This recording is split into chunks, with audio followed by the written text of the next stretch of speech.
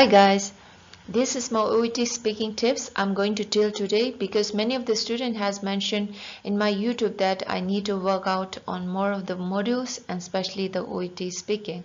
So I'm going to deal today OET speaking tips.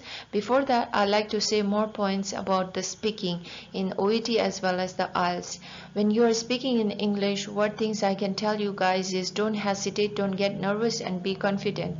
Why I'm saying is this is not our mother tongue. This is just the English language which we are learning as optional for our profession purpose as well as the in a general way. So no need to hesitate. No one is going to judge. If you are keeping so much concern and if you are worried so much and try to produce the 100% of your result in the speaking, what things will happen is that you may end up with doing lots of mistakes.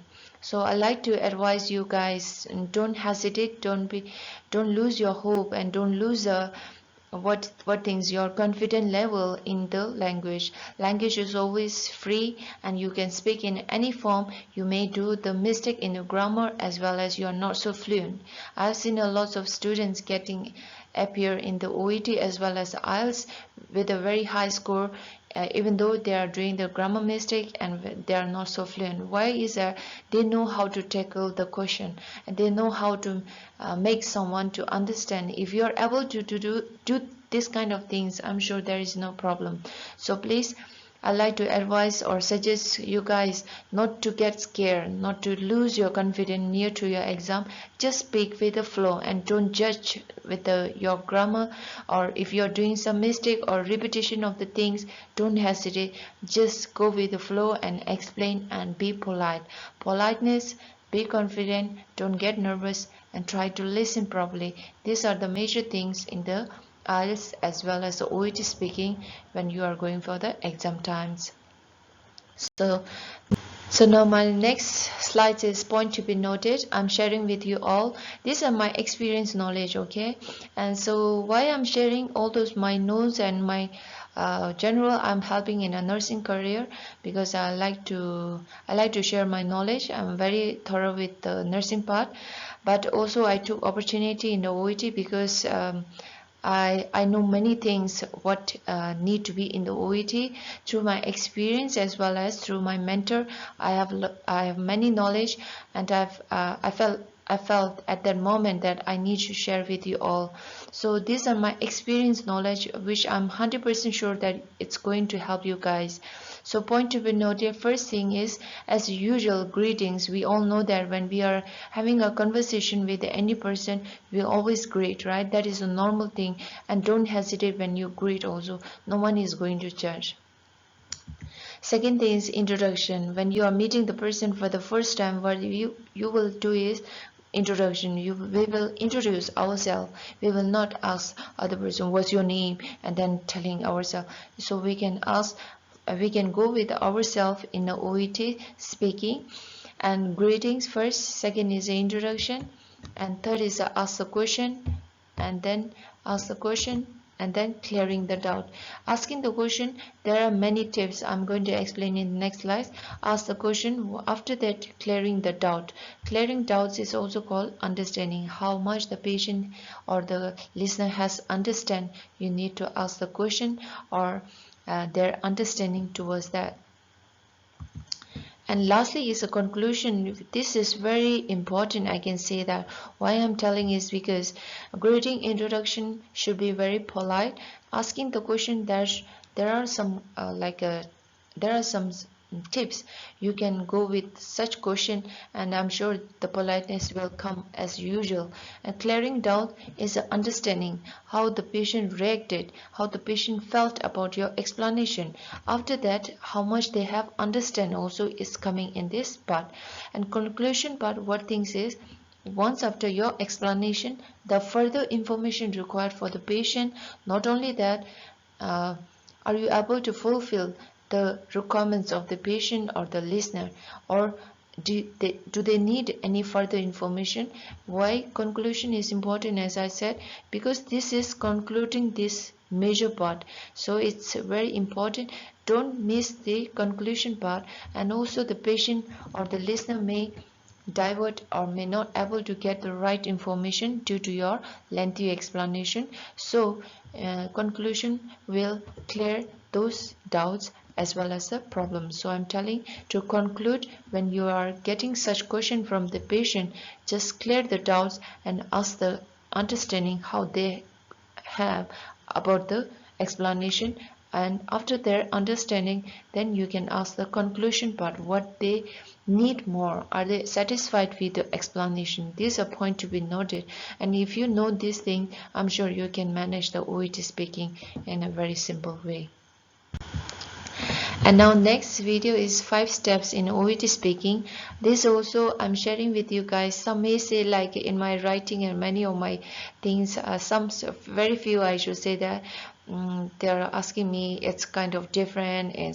These are my experience knowledge. If you are going with these things, I'm sure it's gonna help you and clear the OET speaking with a B band. Okay, because OET, what things is, one is confident, and one you should keep on speaking, and politeness should be there, good listener, and then responding to them, that is called understanding, whether patient understand or not, listener understand, examiner understand or not. Not only that, whether they need further information, and concluding the part, I'm sure you will clear the OET without any trouble. If you are even weak in the grammar as well as you are not so fluent, don't get hesitate, you are going to get the good score. Just believe in yourself. So 5 steps in speaking OET is there are 5 steps I'm gonna explain you guys. First thing is, find out what your patient already knows. If the patient this is a question part, okay? Greetings and introduction is different. Greetings is very common, introduction is very common, right? So I'm not gonna deal much in this video. Just a major part, asking the question, find out what your patient already knows, or after asking the question, just pause for a while, don't go so straight, okay? Don't keep on asking the question, or don't ask all the doubts of the patient. Don't ask so many questions at the moment. Just go with the one question and pause for the while and allow the patient to speak, and find out how much they got, and find out also how they feel about what you have said, and check your patient understanding. As I said, ask if they need a further information. This is a conclusion, right? Check your patient understanding is an understanding, as I said earlier. Find out how they feel about what you have said. That is again the feeling or the reaction. And then pause to allow your patient to speak, or again this is the second one. And find out what your patient already knows. Ask the question and these things. Now next is find out what your patient already knows, is called the knowledge. What knowledge they have, you need to find out. Keep in mind. And now next is pause to allow, once they have the knowledge, just keep the gap. Don't go with the next question. Just hold for a while yourself and allow the patient to speak, and what reaction they got, or what are the understanding they have, and what further things they need from this question. Just ask those things in this one. That is called reaction and feelings. And now third is find out how they feel about what you have said. When you will be explaining, right, patient will say, oh, I know these things and this thing. Then you will ask a question, oh, this like, and then when you are explaining, right, find out how they feel about what you have said. These are two quite similar but different things. Pause for a while, patient to speak. Then you find out how they feel about what you have said, about your knowledge. So reaction, their reaction and feeling, and check your patient understanding. How much they have understand is called understanding, and ask if they need a further information, or this is called the conclusion part, and conclude together. If they are wanting and they want any of the information relate, then you can conclude at the end. These are the things I have explained already, and do you need further explanation, or do you need any of the additional information beyond that? Like this kind of information you can ask to the listener or during your exam time. So these are the question, Could you please tell your understanding of your condition? This is a way you I'm giving you all those questions, right? Just write in your notebook, okay? Why I'm telling is like during your exam time, if you just read for a bit, I'm sure it's gonna help you more. It's gonna help you a lot. That is my experience, and this is a very simple question. And if you keep on practicing as usual, like could you please tell me your understanding of your condition, or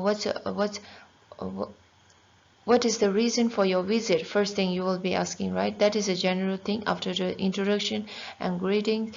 And then what's your visit? And could you please tell me your understanding of your condition, of your problems, of your visit, for your visit? You can ask this way. Or have you heard of condition, like whatever condition they are mentioning? Likewise, example here, anemia, I gave in a very simpler form. You can say low blood volume. So have you heard of dash before? Have you heard of anemia, the condition called low HB or low blood volume before? Then they will say no, and don't worry, I will be explaining you. So that is a way to be polite in the OET speaking. Has anyone explained to you about the usage of Ventolin puff inhaler? Mostly goes to the asthma, right? So you can ask like this way. Could you tell me what you know about your condition? If it is anemia, you can say, could you please tell me about your condition or any of the problems it may be. So you can knowledge, if you want to find out at the initial time, you can say in the middle of the conversation also, you can say, could you please tell me your understanding of your condition?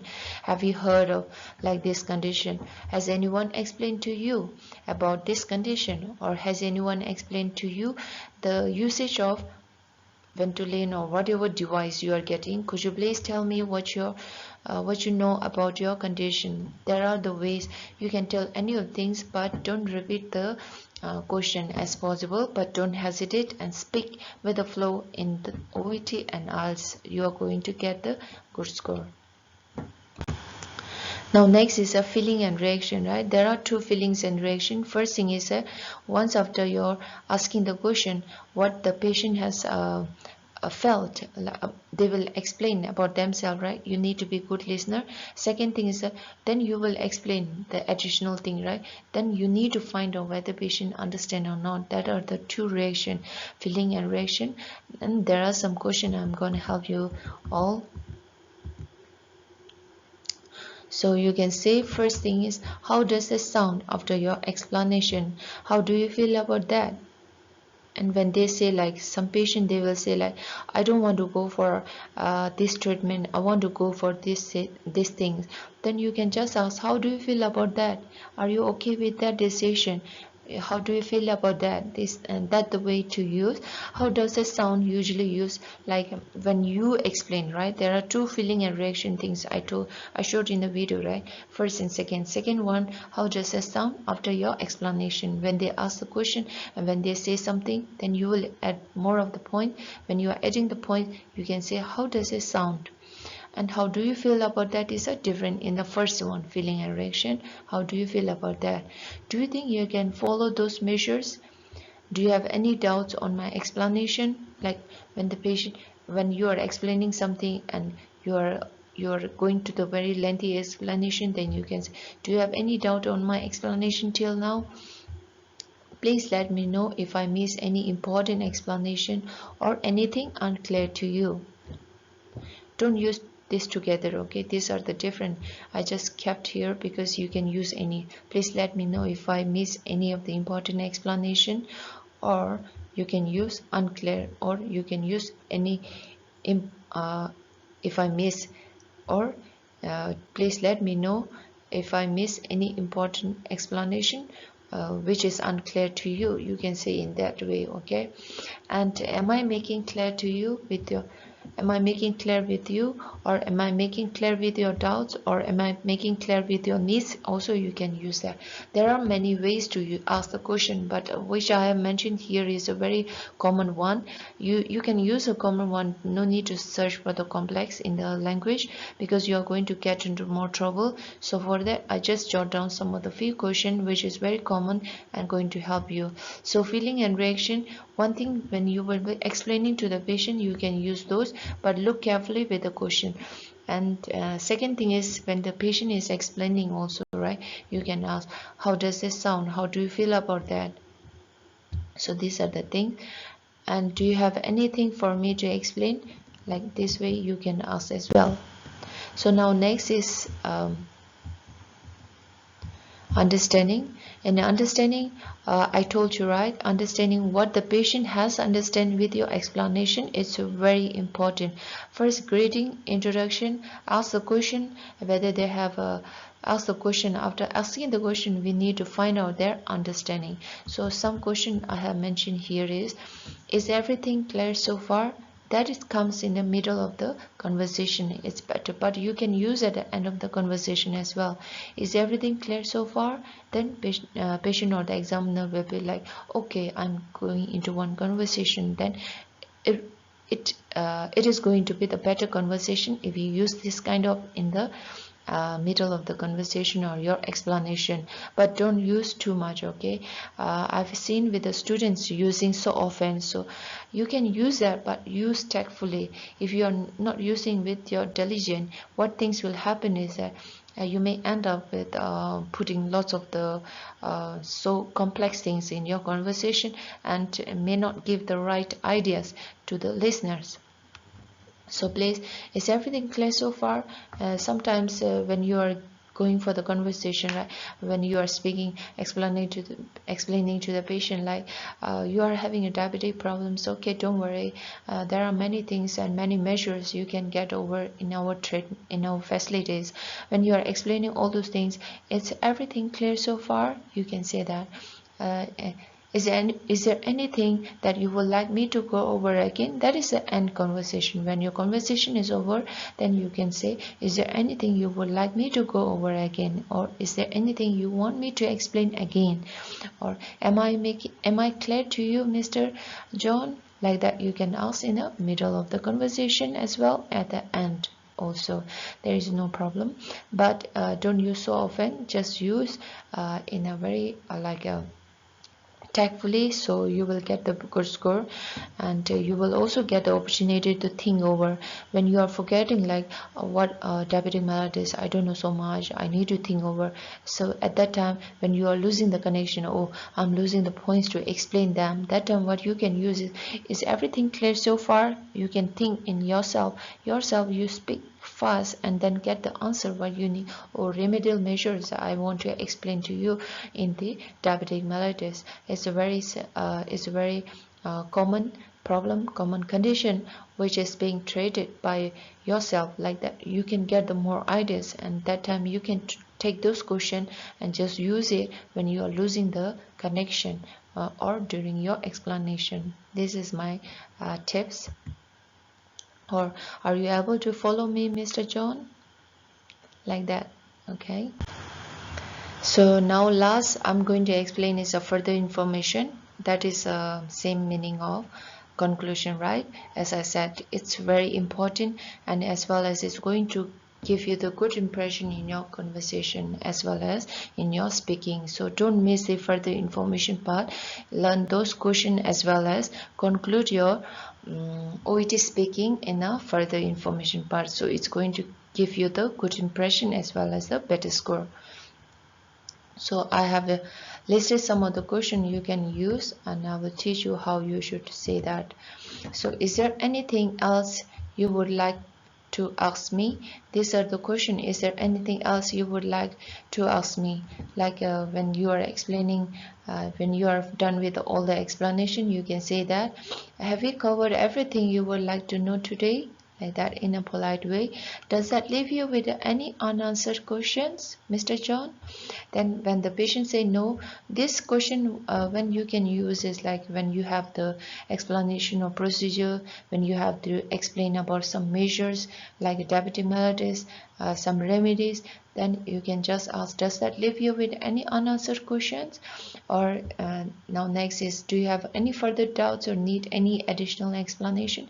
This is very simple one, so you can use those when you are explaining such thing. After that question, if the patient say no, don't enter your conversation at that moment.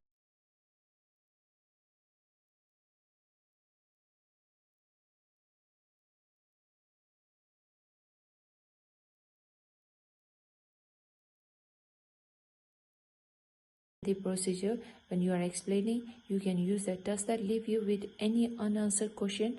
You can ask this kind of question. I think it will be more beautiful in your conversation. Do you have any further doubts or any need any additional explanation? Also, you can say that. So this is a way to use speaking in OET. If you use that in OET, I'm sure speaking is not a big problem for you. And there are many more tips I'd like to share with you guys in the coming videos. And I'm sure if you are able to take those things along with you during your preparation as well as the exam, I'm sure you will get the maximum of the marks that you are required. So don't worry, just don't lose the confidence and just go with the flow. If your exam is nearby, all my friends and my YouTube students or whoever, all my friends, I wish you all the best in the OET. And I have got a lot of good things to publish more of the video. The worst part is that I'm very engaged with many things as well, so I'm trying my best to cover more of the videos for you all.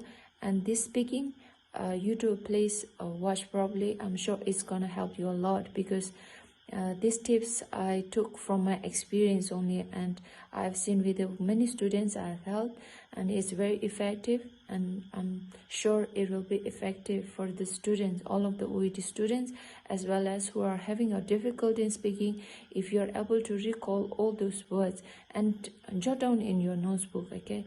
Note, if you are jotting down the notes and during your exam time or near to the exam time, you should practice more. And I'm sure if you are practicing and if you are keeping in mind what things you need to, and being polite with your conversation, nothing is going to trouble you during your exam time. And all the best, and I'll come with the next video with the speaking as well as with the other module. And all the best.